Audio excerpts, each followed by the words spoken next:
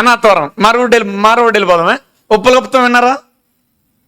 ఉప్పులగుప్తం, కొత్తపల్లి, కాట్రేనికోన, సావరం, మళ్ళీ ఎక్కడికి వచ్చారు? ఇలాగా ఆయన జీవిత పరిచర్య అనేక సంఘాలు కడుతూ తిరిగేవారు పాస్టర్ గారు, పౌలు గారు. ఈ సంఘాన్ని కట్టేసి వేరే ప్రాంతానికి వెళ్ళారు. కొరింథీ ప్రాంతంలో కొన్ని సంఘాలు నిర్మించిన తర్వాత వేరే ప్రాంతం వెళ్ళేటప్పటికి ఇప్పుడు పౌలు గారు స్థాపించిన సంఘం దగ్గరికి అబద్ధ బోధకులు వచ్చారు. ఎవరు వచ్చారు? వాళ్ళు వచ్చి అంటారు, మీ పౌలు పాస్టర్ గారు మంచోరు కాదు అని చెప్పారు. ఎవరితోటి చెప్పాలి?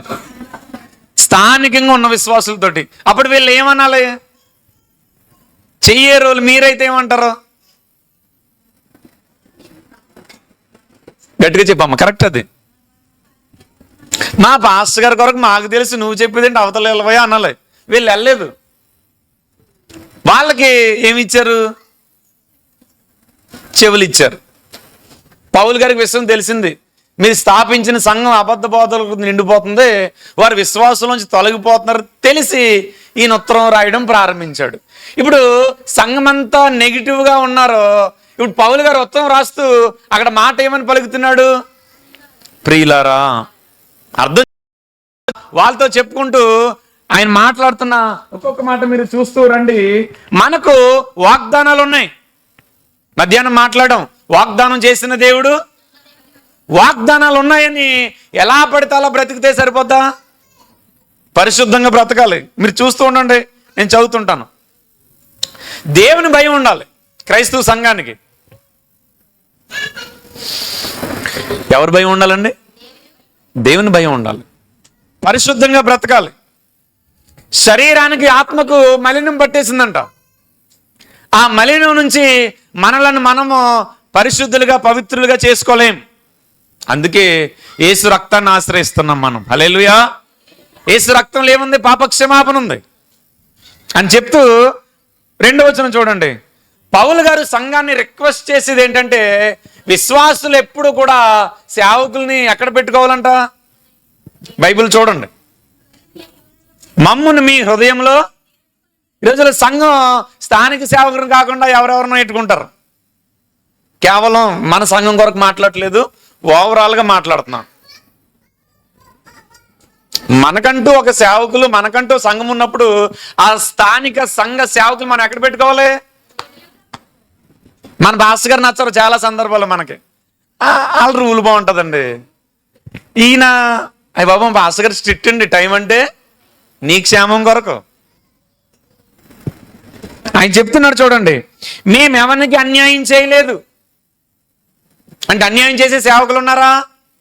ఉన్నారు. Be careful. మేమెవరిని మోసం, ఎవరిని చెరుప, మీకేదో శిక్ష రావాలని నేను ఇలా చెప్పట్లేదు అని మాట్లాడుతూ 4వ వచనంలో అంటాడు, మీ ఎడల నేను బహుధైర్యముగా మిమ్మల్ని గురించి నాకు చాలా అతిశయం. సేవకులు సంఘం కొరకు చెప్పాలంటే ఈ మాట చెప్పే స్థాయిలోకి మీ విశ్వాసం వచ్చేయాలి. హల్లెలూయా. సేవకుడికి ధైర్యం ఎవరు? సంఘం. 5వ వచనం. ఓ ప్రాంతానికి వెళ్ళారు. ప్రాంతం పేరు మాసిదోనియా. మా శరీరం ఏమాత్రం కూడా ఏం పొందట్లేదంట. ఈరోజు సగటు సేవకులకు కానీ, సగటు క్రైస్తవులకు కానీ, విశ్వాసులకు కానీ ఎక్కువ ఏం కావాలి? అలసిపోయిన పాస్టర్ గారు రెస్ట్ కావాలి. ప్రస్తుత ప్రపంచంలో ఖండాలు ఎన్ని? పిల్లలు తగ్గిపోయారు, చదువుకునే పిల్లలు ఎన్ని? కాంటినెంట్స్ ఎన్ని? 7. పౌలు గారి టైంలో 3. ఆసియా, ఆఫ్రికా, ఐరోపా. ఇప్పుడు 7. ఆ 3 ఖండాలకు సువార్త ప్రకటించిన వ్యక్తికి ఏమి లేదంట? విశ్రాంతి లేదంట. సంగమా, విశ్రాంతి కోరుకుంటున్నావా? కష్టపడే తత్వం ఉందా? కష్టపడుతున్నారు కదా. ఎవరి కొరకు కష్టపడుతున్నారు? మీరు పని చేసుకున్న వాళ్ళు ఎవరి కొరకు కష్టపడుతున్నారు? మీ జీవనం ఎవరి కొరకు? మీ కొరకు. సంఘం కొరకు ఎప్పుడు కష్టపడతారు? Life is very short. యేసు ప్రభువు మనల్ని రక్షించాడు కదా. ఎందుకు రక్షించాడు? ఆయన సువార్త ప్రకటిస్తామని, ఆయనకు సాక్షులుగా నిలబడతామని, ఆయనను మహింపరుస్తామండి. ఇది 2000 సంవత్సరాల క్రితం ఉన్న సంఘం. ఇది ఇప్పుడు మనం చదువుకున్న సంఘం 2025 సంవత్సరం ఉన్నప్పుడు సేమ్ ఇయే లక్షణాలు ఉంటాయి. వాళ్ళకేమో విశ్రాంతి లేదు, మనలో చాలా మందికి ఎక్కువ ఏం కావాలి? నెక్స్ట్ మాట చదవండి. వాళ్ళకి ఎట్టిపోయినా ఏమొచ్చాయి? ఈరోజు సగటు క్రైస్తవుడికి ఎట్టెళ్ళినా ఏమొచ్చేయాలి? నన్ను చూడండి, ఆన్సర్ వస్తుంది. ఎట్టెళ్ళిన ఏమొచ్చేయాలి? ఎక్కడ లేదంట ఆశీర్వాదం, ఎక్కడో ఉందంట. బైబిల్ వాక్యాలు తెలుసు కదా మనకి. శ్రమ దినమున నీవు కృంగిన ఎడల చెయ్యేరు నేతాజీ నగరులు చేతగానోలు కాదని నేను అనుకుంటున్నాను. శ్రమలో నేను నీకు తోడై, నా శ్రమలో నేను యెహోవాకు మొర్రపెట్టగా నా మనవిని, శ్రమ పడ్డానికి ఇష్టపడు. ఆదిమ సంఘం చేసింది ఏంటంటే త్రూ అవుట్ ద సెంచరీస్ సంఘానికి ఎప్పుడు హింసలే.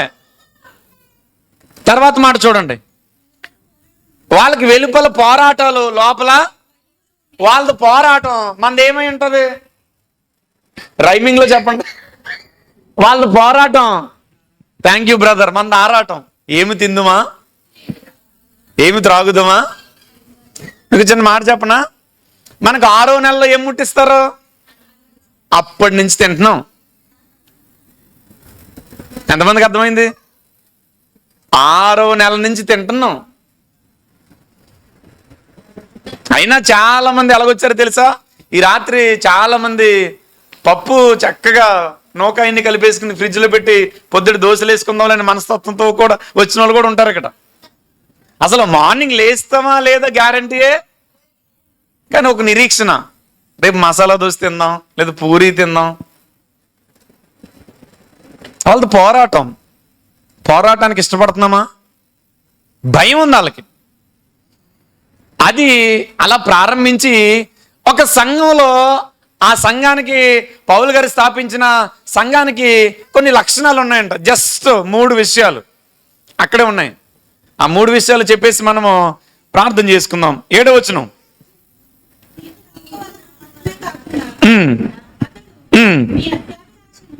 ఆగమ్మ అక్కడ. అతడు ఈ కొరింథీ పత్రికలో మాసిదోనియా సంఘంలో పౌలు గారు హైలైట్ చేసిన మొట్టమొదటి లక్షణం ఏంటంటే, ఈ మాసిదోనియా సంఘ విశ్వాసులకు ఏముంది? అత్యాభిలాష ఉంది. పలకండి ఒకసారి పదం అందరూ పలకాలి. అభిలాష అంటే ఏంటి? కోరిక. అత్యాభిలాష అంటే ఏమై ఉండొచ్చు? చప్పలు కొట్టండి. కరెక్ట్ ఆన్సర్ చెప్పారు. సరిపోలేదు, మీ చప్పట్లు సరిపోలేదు. క్రైస్తవ విశ్వాసులకి కోరిక ఉండాలి. లోకంలో ఒక ఆయన ఉన్నాడు, చనిపోయాడు. ఆయన పేరు గౌతమ్ బుద్ధులు వారు. విన్నారు ఎప్పుడన్నా? ఆయన దగ్గరికి ఒకరోజు ఒక ఆయన వచ్చి, ప్రజలు ఎందుకు ఆకలితో అలమటిస్తున్నారు రాజా అని అడిగితే, బుద్ధులు వారు అంటారు, మనిషికి కోరిక ఎక్కువైపోయిందంట. రెండో వ్యక్తి వచ్చి అంటాడు, ఎందుకు మనిషి పేదరికంలో బ్రతుకుతున్నాడంటే, సేమ్ ఆన్సర్. మనిషికి ఏమి ఎక్కువైపోయి? కోరికలు ఎక్కువైపోయి. మూడో వ్యక్తి అంటే అడుగుతాడు, మనిషి ఎందుకు మరణిస్తున్నాడంటే, ఆయన మరలా అదే ఆన్సర్. మనిషికి ఏమి ఎక్కువైపోయింది? కోరికలు ఎక్కువైపోయి. 4వ వ్యక్తి వచ్చి అంటాడు, మరి మనిషి ఇవేమి ఉండకుండా మనిషి ప్రశాంతంగా హ్యాపీ లైఫ్ జీవించాలంటే మనిషిలో ఏముండాలంటే, ఆయన అంటాడు, అసలు మనిషి అనేవాడు కోరికలే, పిలిచేయండి, కోరికలే కోరుకోకూడదు. ఇప్పుడు లేడైనా, చనిపోయాడు కదా గౌతమ్ బుద్ధుల వారు. ఉంటే మరి నేను అడుగుదును, లాజిక్ మిస్ అయ్యాడు ఆయన. ఏ కోరిక కోరుకోకుండా ఉండడం కూడా ఆ కోరికే. Miss and fail. లేడు కదా బ్రదర్. ఇప్పుడైనా క్రీస్తు పూర్వమే పుట్టాడు, క్రీస్తు పూర్వమే చనిపోయాడు. బైబిల్ అలా చెప్పట్లేదు. వాగ్దానంతో కూడిన మాట ఏంటి? నీ కోరికను సిద్ధింపచేసి, అది మన దేవుడు. చప్పలు కొడుతూ దేవుని కనపరచాలి. అయితే మరి వీళ్ళకున్న అభిలాష అంటే, కోరిక, అత్యాభిలాష అంటే జస్ట్ అఫీషియల్ లాంగ్వేజ్లో మాట్లాడదాం, తీవ్రమైన కోరిక. చెప్పండి ఒకసారి అందరూ. ప్రశ్న, ఆడోళ్ళకి ఎక్కువ కోరికలు, మగోళ్ళకి ఎక్కువ? ఏంటి మీ కోరికలు? చెప్పమ్మా, కరెక్ట్. బట్టలో బంగారం, అంతేనా? అంటే మాకుండవా కోరికలు? మాకుంటే, కానీ మీ కోరికలు మమ్మల్ని డామినేట్ చేసేస్తాయి. మొన్న సంఘంలో మాట్లాడుతుంటే ఈ మాట అంటే ఒక అక్క అంటుంది, ఇంకేముంటే పాస్టర్ గారు, బట్టలో బంగారం. బట్టలో బంగారం మనల్ని పరలోకం తీసుకెళ్తాయా? అవి ఏ కోరికలు? శరీర సంబంధమైన కోరికలు. విశ్వాస స్థాయిలో మనకి ఏ కోరికలు ఉండాలి? ఆత్మ సంబంధమైన కోరికలు ఉండాలి. ఇప్పుడు లోక సాంప్రదాయాలన్నీ ఆత్మ సంబంధమా, శరీర సంబంధమా? లోకంలో అంతా కూడా ఏ కోరికలు లెక్క వస్తాయి? మరి మనం ఎవరము? ఆత్మ సంబంధులం. ఇప్పుడు ఈ మాసిదోనియాలో ఉన్న సంఘానికంట ఈ లక్షణం ఉందంట, అత్యాభిలాష. వాళ్ళ కోరికలు ఏంటో తెలుసా? మా సంఘం పటిష్టంగా ఉండాలి, దేవునికి మహిమ కలుగును గాక. మా సంఘం విశ్వాసంలో కదిలిపోకూడదు. మా సంఘం అన్ని విషయాల్లో ఏమంటే రిపోర్ట్ విషయంలో దేవుని దగ్గర మార్కులు తెచ్చుకునే సంఘంలాగా ఉండాలి. ఈ రోజుల్లో సంఘస్థులే కానీ లోక సంబంధమైన కోరికలతో తిరిగి వాళ్ళేరంటారా? చెప్పండి. ముహూర్తాలు పెట్టుకునే వాళ్ళు ఏ కోరికలతో ఉన్నట్టు? రీసెంట్గా ఎక్కడో తాడు కడుతున్నారండి.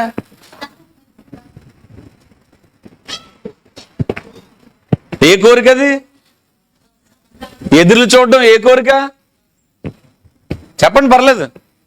ఒకప్పుడు అవి చేసే వచ్చాం కదా ఇక్కడికి. ఒకప్పుడు మనం అందరము అవి చేసే ఇక్కడికి వచ్చాం. అవన్నీ తప్పని తెలుసుకుని ఇక్కడికి వచ్చాం. మరలా వెనక్కి వెళ్తే యేసుప్రభు ఏమంటారు? ఒప్పుకుంటాడు ఆయన? చర్చిలో ఆత్మీయ పాఠాలు నేర్చుకుంటాం. విశ్వాస స్థాయి గ్రాడ్యువల్గా డే బై డే ఏమవుతూ ఉండాలి? పెరుగుతూ ఉండాలి. గ్రాఫ్ ఎప్పుడు ఏమవుతూ ఉండాలండి? పెరుగుతూ ఉండాలి. పెరగని వాళ్ళని ఏమంటారు? ఇంత ఉంటారు కదా, వాళ్ళని ఏమంటారు? చెప్పండి గట్టిగా. చాలా మందికి ఆత్మీయ మరుగుజ్జుతనం ఉందా లేదా? ఉంది. ఇప్పుడు నాకు కొడుకండి, సంవత్సరన్నర వయసు. నెక్స్ట్ తర్వాత ఇయర్ స్కూల్కి వెళ్ళిపోతాడు. డాడీ స్కూల్కి వెళ్ళాను, కొన్ని విషయాలు నేర్చుకుని నీకు చెప్తాను, నా ఒళ్ళో కూర్చున్నాడు. ఫ్యూచర్ చెప్తున్నాను. ఏం నేర్చుకున్నావు డాడీ అంటే ఒళ్ళో కూర్చుని APPLE యాపిల్ అంటాడు. నేను మురిసిపోతాను, ముద్దులెట్టేస్తాను. ఆడికి కావాల్సిన చాక్లెట్లు, బిస్కెట్లు ఇచ్చేస్తాను. 5 years తర్వాత స్కూల్కి వెళ్తాడు కదా, అప్పుడు కూడా ఒళ్ళో కూర్చుని డాడీ నేను ఇంగ్లీష్లో మాట్లాడుతున్నాను, APPLE యాపిల్ అంటే ఏం చేస్తాను? నేను డెప్ మీద ఒకటి ఎత్తాను. యాపిల్ అనేది నర్సరీ చదువు. 5 years వచ్చేటప్పటికి గ్రాఫ్ ఏమవ్వాలి? పెరగాలి. క్రైస్తవుల డ్రాబ్యాక్ ఏంటో తెలుసా? మనం ఎందుకు వెనకబడుతున్నామో తెలుసా? మనకి క్లాస్ వర్క్ ఉంది కానీ హోంవర్క్ లేదు. ఇక్కడ చదివేస్తాం, ఇక్కడ పాడేస్తాం, ఇక్కడ ప్రార్థన చేసేస్తాం, ఇంటికి వెళ్ళి కనీసం దీన్ని చాలా మంది ఓపెన్ చేయరు. అసలు ఇది ఓపెన్ చేస్తే మన జీవితం ఏంటో తెలుస్తుంది. ఏ కోరికలు ఉన్నాయి మీకు? పాట పాడతాం కదా, జీవనదిని శరీర క్రియలన్నీయు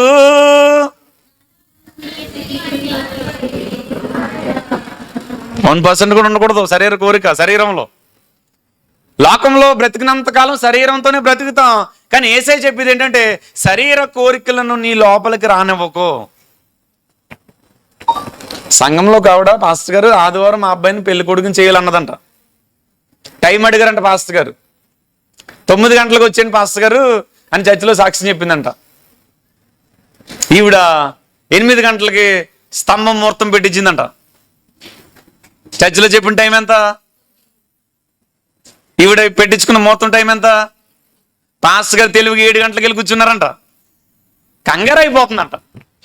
అప్పుడు వచ్చారండి పాస్టర్ గారు, అప్పుడు వచ్చారండి పాస్టర్ గారు, అప్పుడు వచ్చాను పాస్టర్ గారు.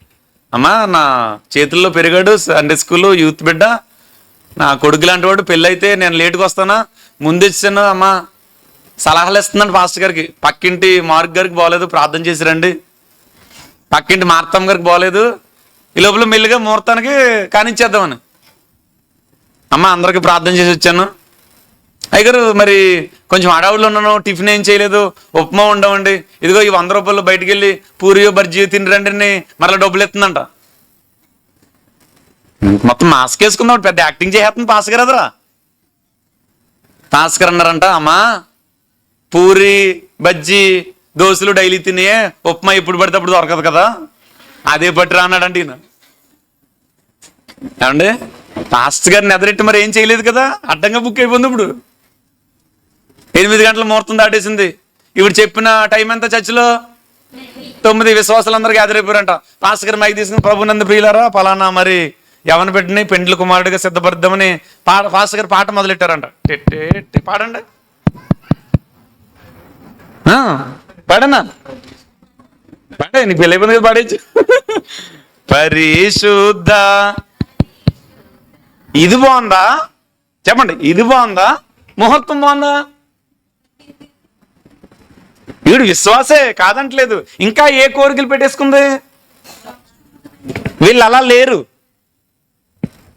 తీవ్రమైన కోరికలు. విశ్వాసి స్థాయిగా ఉన్న నీవు ఎవరి కొరకు కష్టపడాలి? సంఘం కొరకు కష్టపడాలి. నీ కుటుంబం కొరకు ఎంత మాత్రము ఏమండి విసుగగా కష్టపడుతున్నావు కదా. ఇప్పుడు మీరు స్త్రీలు కానీ పురుషులు కానీ కష్టపడితే ఎవరి కొరకు? మీ కొరకు, మీ కుటుంబం కొరకు, మీ బిడ్డల కొరకే కదా. అది మీ జీవన విధానం కొరకు. మరి నీ ఆత్మీయ స్థితిలో ఉన్న సంఘం కొరకు నువ్వు కష్టపడాల్సిన బాధ్యత నీ మీద ఉందా లేదా? చెప్పాలి మీరే. ఉంది.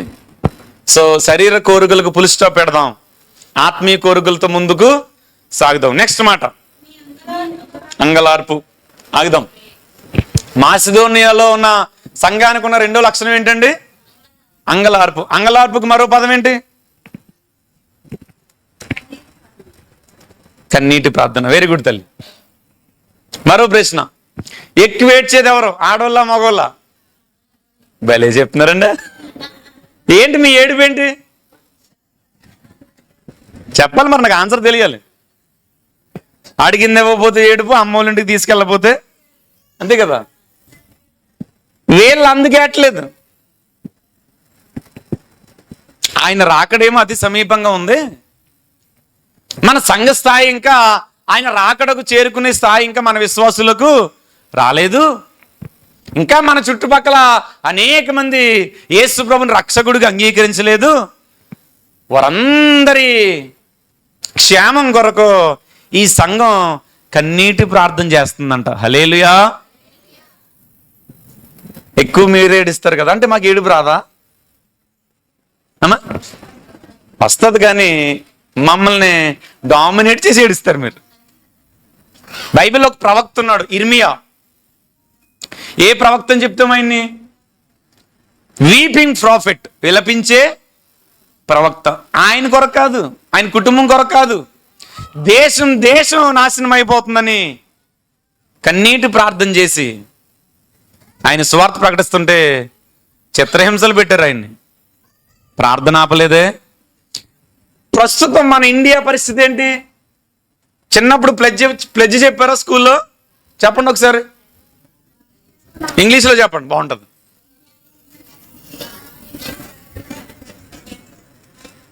మీరెవరో ఇండియా వాళ్ళు కాదేంటమ్మా, మరి చెప్పండి. నా దేశాన్ని నేను ప్రేమించడం అంటే ఏంటి? మణిపూర్ రాష్ట్రంలో 2 సంవత్సరాల క్రితం అమ్మాయిల్ని బట్టలు ఇప్పేసి ఊరేగించారు, అదా ప్రేమించడం? వాళ్ళు మనతోటి భారతీయులే కదా, సహోదరులే కదా. ఆ భావన ఉందా మన భారతీయులకి? తోటి మనిషిని కులంతో మతంతో చంపడం ప్రేమ? ప్రేమించేవాడు ఎవరంటే ప్రార్థన చేసేవాడు దేశాన్ని ప్రేమిస్తున్నట్టు లెక్క. హల్లెలూయా. ఈ దేశం నుంచి మనం వెళ్ళిపోవాలంట. ఇప్పుడు యేసుప్రభుని నమ్ముకున్నందుకు మనల్ని ఇండియా నుంచి ఏం చేస్తారంట? ఇండియా అని పిలకూడదంట, భారత్ అనాలంట. అసలు మనం పుట్టిన గడ్డండి, ఎవరి తరం మనల్ని తీసేయడానికి ఇక్కడి నుంచి? దేశం కొరకు ఏం కార్చాలి? కన్నీరు కార్చాలి. మన చుట్టూ పరిసర ప్రాంతాల కొరకు ఏం కార్చాలి? ప్రపంచ పరిస్థితి ఏమన్నా బాగుందంటారా? చెప్పాలి. రోజు రోజుకి ప్రేమ పెరుగుతుందా తరిగిపోతుందా? మనిషికి ఏమొచ్చేస్తుంది? స్వార్థపూరితమైన నైజం వచ్చేస్తుంది కదా. అంతే. ఎందుకంటే అప్పటి వరకు ఇద్దరు తోటికోడలు అక్క చెల్లెలు చక్కగా క్లోజ్గా మాట్లాడుకుంటారు. అక్క కానీ వాషింగ్ మిషన్ కొనుక్కుంటే చెల్లి మాట్లాడదు. స్వార్థం. క్రీస్తు ప్రేమ అది కాదు. దేవుడు నీకు ఇచ్చే వరకు ఆగాలి. ఇస్తాడెవడా? అడుగువాటన్నిటికంటే. మరి ఈ వాగ్దానాలన్నీ పెట్టుకుని స్వార్థంతో, అసూయతో, కక్షలతో ఉంటే కన్నీటి ప్రార్థన ఎక్కడొస్తుంది? యేసుప్రభు కూడా కన్నీరు కార్చాడు, తెలుసు కదా మనకి. బైబిల్లో చాలా మంది కన్నీటి ప్రార్థనలు చేశారు. సెయింట్ అగస్టిన్ అని ఒక భక్తుడు ఉంటాడు. ఒక వ్యభిచారి, ఒక తాగుబోతు, ఒక దొంగ, ఒక అబద్ధికుడు. వాళ్ళ అమ్మగారు ప్రార్థన చేశారు.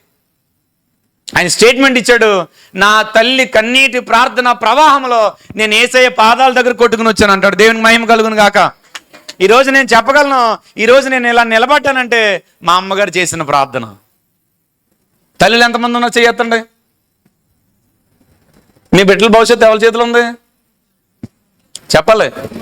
యేసయ్యని అబద్ధాలు చెప్పొద్దు, మీ చేతిలో ఉంది. నువ్వు ప్రార్థన చేయకుండా నీ కొడుకు ప్రయోజకుడు ఎలాగవుతాడు? నీ బిడ్డల కొరకు నువ్వు కనీసం నెలకొక పూట కూడా ఉపవాసం ఉండి ప్రార్థన చేయవు, ప్రయోజకులు అవ్వాలంటే ఎక్కడవుతారు? తల్లులు సీరియస్గా తీసుకోండమ్మా. బిడ్డలను చదివించాలి.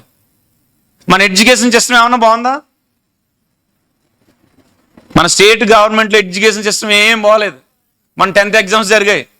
ఒక తమ్ముడు ఎగ్జామ్కి వెళ్తున్నాడు. ప్రేయర్ చేస్తాను రారా అన్నాను. ఏ ఎగ్జామ్కి వెళ్తున్నావు అన్నాను. తెలీదని అన్నాడు.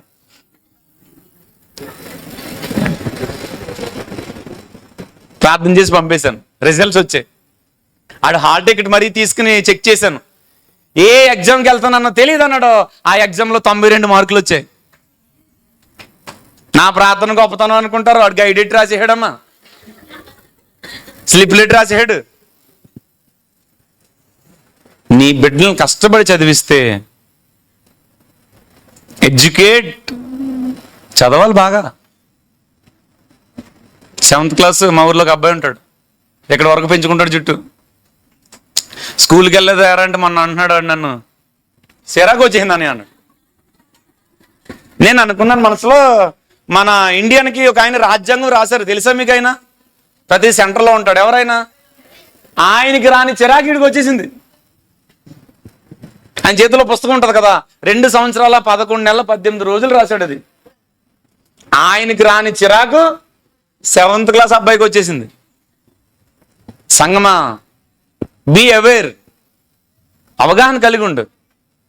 అన్న మీరు బీటెక్ కదా, మీరు కూడా బీటెక్ కదా, దేవుని జ్ఞానమే కదా. బీటెక్లు, ఎంటెక్లు, మెడిసిన్. నా విషయం ఏంటో తెలుసా? చర్చిలో ఉన్న ఈ చదువుకునే పిల్లలు అన్ని డిపార్ట్మెంట్లో ఉండాలి. హెల్త్ డిపార్ట్మెంట్లో ఉండాలి, పోలీస్ డిపార్ట్మెంట్లో ఉండాలి, జ్యుడిషియల్ డిపార్ట్మెంట్లో ఉండాలి, రెవెన్యూ డిపార్ట్మెంట్లో ఉండాలి. అన్ని డిపార్ట్మెంట్లో సంఘం ఉందనుకోండి, ఎవరికి ఘనత? మన సంఘంలో డాక్టర్లు, ఇంజనీర్లు, లాయర్లు, కలెక్టర్లు అవ్వాలని ఎవరు చేయాలి ప్రార్థన? తల్లులు చెయ్యాలి. తండ్రులు చేయరా? చేస్తారు. తల్లిది బాధ్యత. 3వ మాట, అత్యాసక్తి. అంతేనా? ఆ సంఘానికి ఏముంది? ఆసక్తి అంటే ఏంటి? ఆసక్తి సమయానికి రావడం. అత్యాసక్తి అంటే ఏంటి మరి? అది ఆసక్తి అంటే సమయానికి రావడం, అత్యాసక్తి అంటే సమయానికంటే మనం ఎప్పుడు వస్తాం? పౌడర్ వేసుకుని సీరియస్గా. కబుర్లు కాదండి, పని కావాలి ప్రభువుకి. కబుర్లు ఎవరైనా చెప్తారు, యేసు ప్రభు కబుర్లు చెప్పడం, పని చేసి చూపిస్తాడు. ఆదిమ అపోస్తలులు కబుర్లు చెప్పలేదు, పని చేసి. ఈ రోజుల్లో సంఘం కబుర్లు చెప్పుకుంటూ కూర్చున్నారు, యేసయ్య వస్తాడు యేసయ్య వస్తాడని. సువార్త ప్రకటించే వాళ్ళు ఉన్నారా? ఓన్ సామ్రాజ్యాన్ని స్థాపించుకునే వాళ్ళు ఎక్కువ. మేము గొప్ప అని అనుకునే వాళ్ళు ఎక్కువ. ఎవరో గొప్ప కాదు, దేవుడు గొప్పవాడు అని ఉందంతే బైబిల్లో. మార్నింగ్ నేను వచ్చినప్పుడు ఎవరో పాడుతున్నారు, మరి గొప్ప దేవుడు అని శక్తి సంపద ఏదో పాట పాడారు కదా. ఎవరు గొప్ప? యేసుప్రభు గొప్ప. ఈ 3 లక్షణాలను బట్టి ఆ చివరి వచనంలో పౌలు గారు అంటున్నారు, 16వ వచనం చూడండి. ప్రతి విషయంలోనూ సంఘాన్ని బట్టి ఎవరికి ధైర్యం కలగాలి? దైవజనుడికి. సంఘం కొరకు ఏదైనా స్టేట్మెంట్ చెప్పాలంటే పాస్టర్ గారు ఏం చెప్తామండి మేము మీ కొరకు? మా వాళ్ళు బలి టైంకి వచ్చేస్తారండి అని చెప్పాలంటే ముందు మీరు ఏం చేయాలి? టైంకి రావాలి. మా వాళ్ళు చాలా చక్కగా ఆతిథ్యం ఇస్తారని చెప్పాలంటే ముందు మీరు ఏం చేయాలి? హాస్పిటాలిటీ చాలా అద్భుతంగా ఉండాలి. ఇప్పుడు మనం నవ్వుతున్నామండి, ఇదంతా ఫేక్ స్మైలే. కానీ యేసు ప్రభువుని నమ్ముకున్న వాళ్ళు న్యాచురల్గా నవ్వాలి. ఎందుకంటే కీర్తనలు ఉంటుంది, మన నోటి నిండా యెహోవా ఏముంచాడు, కొంచెం నవ్వుతూ చెప్పొచ్చు కదా. హల్లెలూయా. ఫేక్ అని ఎందుకన్నా చెప్పమంటారా? నీకు ఫోన్ వస్తుంది, సడన్గా చుట్టాలు వస్తున్నారు, ఇల్లేమీ నీట్గా ఉండదు, చాలా గత్తర కింద ఉంటుంది. చీపురుకి తీసుకుని చీపురుతో ఎలాగని చెత్త అంతా మంచం కిందకు తోసేసి ఒక అందమైన బెడ్షీట్ వేసి చెత్త కిందే ఉంటుంది. వాళ్ళు కాలింగ్ బెల్ కొట్టిన వెంటనే డోర్ ఇలా తీసి ఒక నవ్వు నవ్వుతారు. ఒకసారి నవ్వండి, ఎలా నవ్వుతారు? మనసులో అనుకుంటావు, ఎందుకు రావాలి ఇప్పుడు నా నిద్రను పాడు చేయకపోతే మధ్యాహ్నం టైంలో. ఫేక్ స్మైల్ని యేసుప్రభు యాక్సెప్ట్ చేయడు. 8వ అధ్యాయం స్టార్టింగ్ 7వ అధ్యాయంలో ఏమన్నాడు? 8వ అధ్యాయంలో ఏమంటున్నాడు? మీరు నాకు ఇష్టమైన వారు మాత్రమే కాదు, మనమందరము ఒకే తండ్రి సంతానం, అందుకు ఇప్పుడు సంఘంలో ఉన్న ప్రజలందరూ బ్రదర్స్ అండ్ సిస్టర్స్. దేవునికి మహిమ కలుగును గాక. ఏ రక్తం ద్వారా మనం అందరము ఈ విధంగా కలపబడ్డాం? ఏ రక్తం? యేసు రక్తం. సహోదరులారా, మాసిదోనియ సంఘములకు అనుగ్రహింపబడిన దేవుని కృపను గూర్చి ఈ రాత్రి మన సంఘానికి కూడా దేవుడు ఏమనుగ్రహించాడు? కృపను అనుగ్రహించాడు. చెప్పండి గట్టిగా. 6వ అధ్యాయం 1వ వచనం చూడండి, నా పక్కనే ఉంది.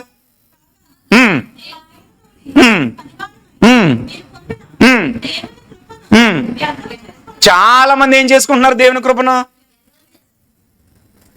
సంఘం దేవుని కృపను అర్థం చేసుకోవాలా, వ్యర్థం చేసుకోవాలా? 6వ అధ్యాయం కృపను వ్యర్థం చేసుకున్నారు. 8వ అధ్యాయంలోనే ఈ సంఘం దేవుని కృపను పొందుకున్నారు. ఆయన కృప ఉంది కనుకే ఈ రాత్రి వరకు మనం సజీవులుగా ఉన్నాం. హల్లెలూయా. ఆ పక్క మాట చూడండి. ఎలాగనగా వారు బహుశ్రమల వలన పరీక్షించబడక అత్యధికముగా. ఇప్పుడు మాసిదోనియ వాళ్ళంట శ్రమల్లో ఏం చేస్తున్నారంట? చచ్చి మానేయట్లేదు, లేదా బయటికి వెళ్ళి అక్కడక్కడ కబుర్లు ఆడుకోవట్లేదు. శ్రమ అనేది ఒక పరీక్షను గుర్తించి శ్రమలో పరీక్షించబడక ఎప్పుడూ లేనంత సంతోషంగా దేవుని కనపరిచారంట. హల్లెలూయా. మనందరం ఏం చేయాలి? ఎవరిని కనపరచాలి? చెప్పాలి గట్టిగా. శ్రమ అంటే ఏంటి మీ భాషలో? కష్టం అంటే ఏంటి? శ్రమ అంటే ఏంటి? కష్టం. ఇంకెక్కువ మాట్లాడితే ఇంగ్లీష్లో చెప్తారు. బైబిల్ ప్రకారం శ్రమలో కష్టాలు అంటే ఏంటో తెలుసా? రాళ్లతో కుట్టారు, రంపాలతో, అగ్నిలో, సింహాల బోన్లో. ఇవన్నీ ఏమైనా ఉన్నాయా మనకి? మరి మనం శ్రమలో ఉన్నాం. ఇప్పుడు మన కుటుంబ సమస్యలే పెద్ద శ్రమలు, మనకి వ్యాధులు బాధలే మనకు పెద్ద నేను ఎంత ఫిట్గా నిలబడుతున్నాను మీకు తెలియదు నా సంగతి. నాకు 2006లో నాకు కిడ్నీ పోయింది, రైట్ కిడ్నీ పోయింది నాకు. నన్ను భీమవరంలో ఒక 10 రోజులు పెట్టారు హాస్పిటల్లో. డాక్టర్ మధు చలపతిరాజు యూరాలజీ హాస్పిటల్లో 10 రోజులు పెట్టారు. ఇంత లావు అయిపోయినాను. నాకు చిన్నతనంలో కామెర్లు వచ్చిన ప్రతి ఒక్కరికి కిడ్నీ ప్రాబ్లం వస్తుంది. ఈ రాత్రి మీ మధ్య నిలబడ్డానంటే దేవుడు నన్ను సంపూర్తిగా స్వస్థపరిచాడు. హల్లెలూయా. నేను ఎక్కడికి స్వస్థత ప్రార్థనకి వెళ్ళకుండా, ఫర్ యువర్ కైండ్ ఇన్ఫర్మేషన్, మన సంఘంలో జరగట్లేదా స్వస్థత? మన చుట్టూ ఇప్పుడు మన అమలాపురం అంతా ఎక్కడ తిరుగుతున్నారు? స్వస్థత దగ్గర, అభిషేకం దగ్గర, అక్కడంట అలా జరిగిపోతుందంట, ఇక్కడంట. మన సంఘంలో జరగంది ఎక్కడా జరగదు. సంఘస్థులకి నిలకడ ఉండాలి. ఏముండాలండి? నిలకడ. కాకినాడలో కన్నయ్య 4 వారాలు ఉంటాయి కదా నెలకి. 4 వారాలు 4 చర్చిలకి వెళ్ళి ఊడంట. అన్నీ సడన్గా చనిపోయాడంట. ఇప్పుడు 4 పాస్టర్ గారు 4 పెట్టులెట్టుకుని వచ్చేసారంట సమాధి చేయడానికి. ఇప్పుడు చెయ్యేరులో సడన్గా 4 పెట్టులెట్టుకొస్తే మనకు డౌట్ రాదా? ఒక్కడు చచ్చాడా, 4 చచ్చారా అని చెప్పాలి. అనాథ అయిపోయాడు. సంఘం నిలకడగా ఉండాలి. దయశాఖలో ఇంక డైరెక్ట్ స్టేజ్ మీదకి వచ్చిన దగ్గర కృప పొందుకుని శ్రమలో సంతోషించారు. అంత మాత్రమే కాదు, వారి నిరుపేదలైనను. చదవండి ఒకసారి ఆ వాక్యం.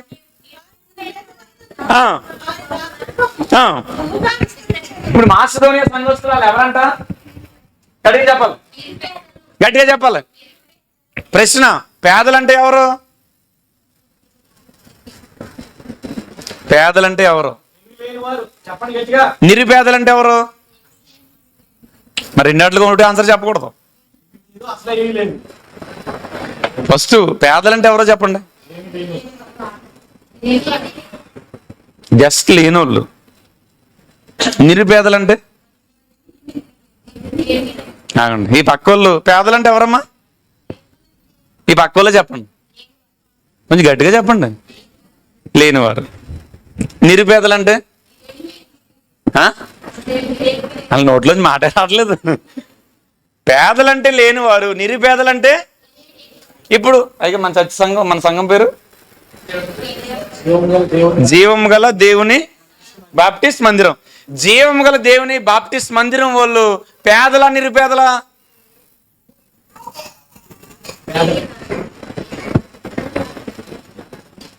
సైలెన్స్.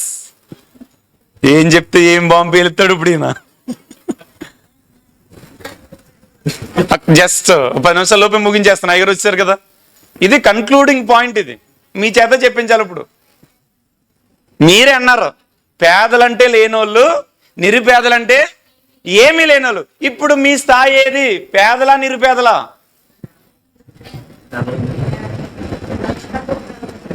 పాస్టర్ గారు తమ్ముడు హానుకు ధనవంతులు అంటున్నారు మిమ్మల్ని. మీరు చెప్పండి మీ స్థాయి ఏంటి అమ్మా? ఏది కాదు కదా. మరి ఏది కాకపోతే ఏది?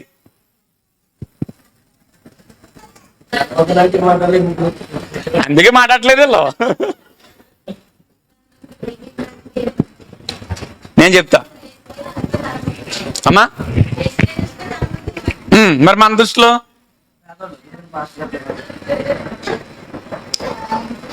కన్క్లూడ్ చేయాలి కదా. మరి మీరే ఒక స్టేట్మెంట్కి వచ్చేస్తే బాగుంటుంది. నేను చెప్తే మొత్తం తారుమారైపోతారు. దేవుని కృపను బట్టి మీరు కొద్దో గొప్ప కలిగి ఉన్నవారు. మీరు పేదలో కాదు. బేదరుపులు అరవద్దు ఇక్కడ. ఏ అరుపులు? అది లేదు ఇది లేదని అరద్దు. మీకు ఏది లేదు చెప్పండి. చాలామంది అంటున్నారు దేవుడు ఏసై ఏమి ఇచ్చాడు నాకు అంటున్నాడు. ఏసై ఏమి ఇవ్వాలా? నేను 1 2 3 అంటాను. మీరు అందరూ ఒకసారి ఊపిరి పీల్చండి. 1 2 3 అంటాను, ఊపిరి పీల్చాలి. 1 2 3. ఒక పావు గంట అలాగ ఉంచండి, వాక్యం ముగించేస్తాను. ఏమి ఇచ్చాడు ఇప్పుడు చెప్పండి. ఎస్. బుర్రలేనోడు ఏదో మాట్లాడతాడు. విశ్వాస స్థాయిలో ఉన్న వాళ్ళు అలా మాట్లాడకూడదు. నీకు ప్రాణం ఇవ్వడం కాదు, నీ కొరకు ఆయన ప్రాణం ఇచ్చాడు. మీరు పేదలు కాదు, నిరుపేదలు అసలే కొద్దో గొప్ప ప్రభుని కృపను బట్టి కలిగి ఉన్నవాళ్ళు. ఇప్పుడు వాక్యం చదువు, వాళ్ళు ఎవరంట? వారి నిరుపేదలైనను వారి దాతృత్వము బహుగా విస్తరించెను. మరి మనం ఎలా ఇస్తున్నాం? ఆలోచించు, మనస్ఫూర్తిగా మనస్సాక్షి గద్దించట్లేదా? నువ్వేమిస్తున్నావు? పాస్టర్ గారికి కాదు, దేవునికి ఏమిస్తున్నావు? నీ సమయం ఇస్తున్నావా? నీ తలాంతులు ఇస్తున్నావా? నీ ట్రెజర్స్ అంటారు ఇంగ్లీష్లో. నీకు కలిగి ఉన్నది ఏదైనా ఇస్తున్నావా? దశంభాగాలు ఇస్తున్నారా? దశంభాగుల దగ్గర ఆగిపోవద్దు. దశంభాగం అనేది కాన్సెప్టే కాదు. కొత్త నిబంధనలు ఏముందో తెలుసా? వర్ధిల్లిన కొలది ఇవ్వాలి. ఎవరికి? మాస్టర్ గారికి కాదు. మా చర్చిలో 87 సంవత్సరాల ముసలమ్మ ఉంటుంది, లాస్ట్ ఇయర్ చనిపోయింది. 87 సంవత్సరాల వయసులో కూడా ఉపవాసం ఉంటుంది ఆవిడ. 87 సంవత్సరాల వయసులో మందిరం తుడుస్తుంది. 87 సంవత్సరాల వయసులో కూడా ఆవిడ ఎంతైతే ఇవ్వగలుగుతుందో అంతా ప్రభు సేవకి ఇచ్చేస్తుంది. మా చర్చలో ఒక యవనస్తురాలు ఉంటుంది, ఒకసారి నన్ను చూడండి. ఇక్కడి నుంచి ఆ అమ్మాయికి ఇంకేం పని చేయదు. ఎక్కడి నుంచి? బొడ్డు దగ్గర నుంచి ఏం పని చేయదు. 2012 వరకు బాగానే నడిచేది, బాగానే తిరిగేది, బాగానే తినేది. ఈ స్పైనల్ కార్డ్లో వెన్నుముక్కలో ఇలా పిలకలు వచ్చాయి, ఇక్కడ ఒకటి ఇక్కడ ఒకటి. ఆపరేషన్ చేయకపోతే చచ్చిపోద్ది అన్నారు. 2012 ఇదే ఆగస్టులో ఆపరేషన్ చేయించాం కాకినాడ జీజీహెచ్లో. డాక్టర్ గారి మిస్టేక్ వల్ల ఆ అమ్మాయి లైఫ్ స్పాయిల్ అయిపోయింది. ఈరోజు అమ్మాయి వాటర్ బెడ్ మీద పడుకుంటుంది, ఉంది. నోరు, కళ్ళు, చెవులు అన్నీ పనిచేస్తాయి. మోటార్ పెట్టుకుని మిషన్ కొడుతుంది. ఆ అమ్మాయి కొరకు ఎందుకు చెప్తున్నానంటే, ఆ అమ్మాయి ఏ ఆదివారం చచ్చిమాందో.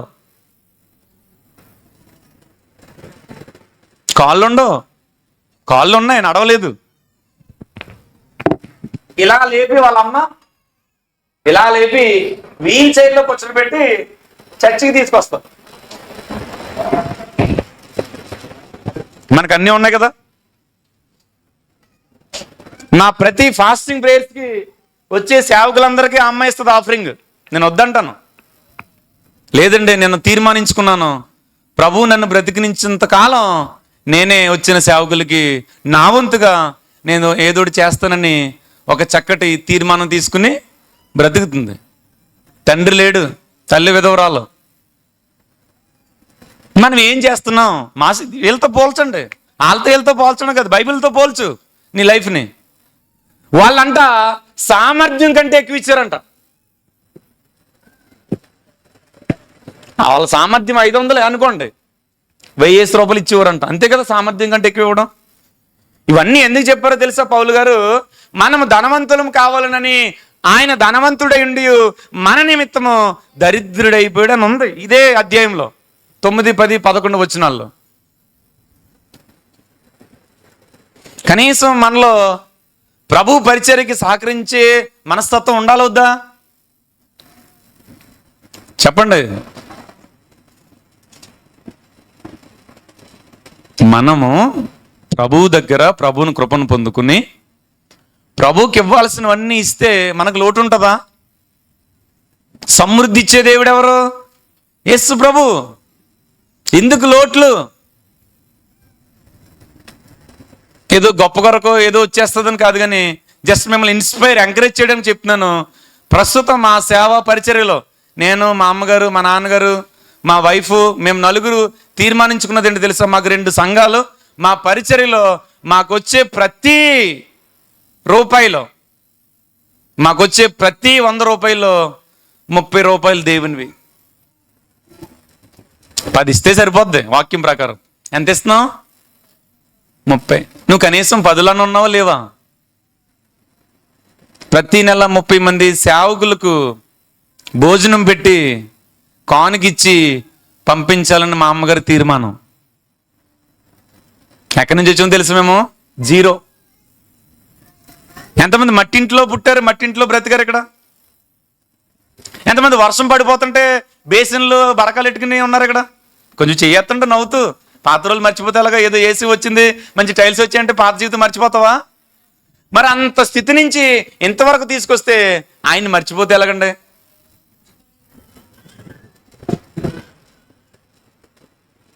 యేసయ్య ఆయన సంఘాన్ని స్థాపించి పౌలు గారి ద్వారా మాసిదోనియా ప్రజల్లో మన లక్షణాలు ఎందుకు మాట్లాడుతున్నాడంటే మనం సరి చేసుకోవాల్సినవి ఈ రాత్రి చాలా ఉన్నాయి.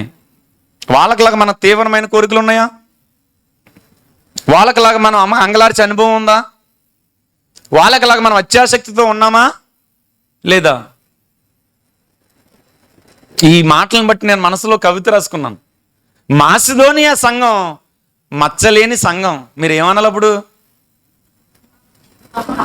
మరి అనొచ్చు కదా, అనండి అందరు ఒకసారి. అందరూ మాసిదోనియా సంఘం మచ్చలేని సంఘం. చెయ్యి ఎలా పెట్టి ఎలాగనాలి, లేకపోతే ఊరుకున్నాను. మాసిదోనియా సంఘం ప్రభు కృపను పొందుకున్న సంఘం. నువ్వు ఎంత అరుచుకుంటావు వరుసకు, మేము ఎలాగ కూర్చుంటాం. మాసిదోనియా సంఘం అంగలార్చిన సంఘం అనండమ్మా. మాసిదోనియా సంఘం ప్రభువు మెచ్చిన సంఘం. మనల్ని మెచ్చాలొద్దా? చివరిగా ప్రభువు పరిచర్య ఎప్పుడు చేయాలి? ఊపిరి ఉండగానే. ప్రభువు కొరకు ఎప్పుడు ఇవ్వాలి? ఊపిరి ఉండగానే. ప్రభు కొరకు ఎప్పుడు పాడాలి? ఊపిరి ఉండగానే. ఒక ఆయన అంటాడు కదా, నాకు స్వరము ఉన్నంత వరకు స్వరమంతా పల్లుడు పోయి స్వరం రావట్లేదు, ఇప్పుడు ఉందంట పాడాలని. అవకాశం ఉందా? నేను మధ్యాహ్నం చెప్పాను, hour God is God who can give second chance అన్నాను కదా. ఈ రాత్రి మరొక అవకాశం ఇచ్చారు ప్రభు మీకు. సంఘంలో మనం ఏమాత్రం వెనకబడిపోవడం ప్రభుకి ఇష్టం కాదు. నువ్వు అన్ని విషయాలు వర్ధిల్లాలి. మీకు సంగతి తెలుసా? ఆతిథ్యానికి ఆశీర్వాదానికి చాలా లింక్ ఉంది బైబిల్ ప్రకారం. యాకోబుతో ఇస్సాకు ఏమంటాడు? నాకు మంచి పట్రా. యాసవుతో చెప్తే యాకోబు వినేసి ఏం కొట్టేశాడు? అంతే కదా. నీ ఆతిథ్యాన్ని బట్టి నీకు ఆశీర్వాదం ఉంది. అదే కోవలో నీవు ఇచ్చేదాన్ని బట్టే. అద్భుతం ఏంటంటే బైబిల్లో అననీయ సప్పీరాలో కానుకిచ్చి మరీ చచ్చిపోయారు. కానుకలు ఇచ్చి మరి. ఈ రాత్రి ప్రభు కృప మనకి. ప్రభు కృప. పరలోకంలో 500 కాగితం 10 కాగితం దెబ్బలాట ఆడుకుంటున్నాయంట. ఎవరండి? మాట్లాడండి. ఎవరెవరు? 500 కాగితం పెద్ద పోజు కొట్టేస్తుందంట. ప్రభు గేట్ ఓపించే నేను వచ్చేస్తాను, నీ పక్కన కూర్చుంటాను, కుడి పార్శ్వమని అంటుందంట. 10 కాగితం ఏం మాట్లాడితే తల సైలెంట్గా ఉందంట. ఇప్పుడు 500 కాగితం రెచ్చిపోతుందంట. 10 కాగితం వాల్యూ ఉంది అసలు? 500 కాగితం పక్కకి 10 కాగితం అనుకుంటుందంట. నాకు మైక్ ఇస్తాడు ప్రభు, అప్పటి వరకు సైలెంట్గా ఉంటాను, మైక్ ఇచ్చిన తర్వాత చెప్తాను దీని సంగతి అనుకుంటుందంట. ఎవరో 10 రూపాయలు. వాడు 10 కాగితం అంటదని మైక్ తీసి, ప్రభువా ఇది ఎక్కువ అవుతుంది అర్జెంట్, దీన్ని నోరు మూసుకోమను. ఎవరినే ఇది అది అంటున్నానని ఫీమేల్ వెర్షన్లో చెప్తున్నాను, మీకు అర్థం అవ్వాలి. దీన్ని అర్జెంటుగా ఏం మూసుకోమను? దీన్ని ముఖం పెట్టుకుని ఎప్పుడైనా ఆదివారం గుడికి వచ్చిందేమో అడుగు. ఎంతమందికి అర్థమైంది? మీకు అర్థమవునా? ఏమి ఎక్స్ప్రెషన్ ఎట్టరు నాకు తెలిసే విషయం. ప్రతి ఆదివారం రెగ్యులర్గా వెళ్ళి కావాలో చెప్పండి. నేనంటే ఎవరు? 10 కాగితం 500 కాగితం. ఎప్పుడు నన్ను ముఖం పెట్టుకుని ఎక్కడికి రాదు. ఉపవాస ప్రార్థనలు ఎట్టినా నేనే వెళ్తాను ప్రభా. క్రిస్మస్ ఎట్టినా నేను వెళ్తాను. పొరపాటున అయ్యగారు గృహదర్శనానికి వచ్చినా ఇది బీరువాలు ఉంటుంది తప్ప బయటికి రాదు. నేను ఎదురెళ్ళి మరీ ప్రైజ్లాడి చెప్తాను. ఎవరు? తేలిన ఫలితార్థం ఏంటంటే 10 కాగితానికే పరలోకం ఉందంట, కానీ 500 కాగితానికి పరలోకం లేదంట. నేను మిమ్మల్ని రిక్వెస్ట్ చేసి చెప్పింది ఏంటంటే, మీరు అప్పుడప్పుడన్నా 500 కాగితాన్ని పరలోకం పంపించండి. హల్లెలూయా. పంపిస్తానన్న వాళ్ళందరూ హల్లెలూయా. మొహం అటనకన్నా చెప్పండి అమ్మ, సంతోషపడతాం. డబ్బులు ఏమీ లేదు. నీ మనసు మారితే అదే 10,000 మాకు. అయ్యగారు అంతేనా? మీరు మనసు మార్చుకుని పరలోకం వెళ్తే అదే సంతోషం. తల వంచండి, ప్రార్థన చేసుకుందాం. అందరూ తల వంచాలి. మాసిదోనియా సంఘంలో ఉన్న లక్షణాలు మాతో మాట్లాడినందుకు దేవానికి వందనాలు చెల్లిస్తున్నాం. ఈ ప్రార్థనలో నీ మహిమార్థమే జరిగించండి. మాసిదోనియా సంఘం వలె తీవ్రమైన కోరికలతో, అంగలార్పు జీవితంతో అత్యాసక్తి కలిగిన వారిగా నేను బ్రతకడానికి కృపను అనుగ్రహించండి. ఈ దాసులు నిలబడి మాట్లాడుతుండగా నీ పక్షంగా మరొకసారి మా అందరితో, సంఘంతో ప్రత్యేకించి మీరు మాట్లాడమని యేసు నామమున అడుగుచున్నాం తండ్రి. ఆమేన్.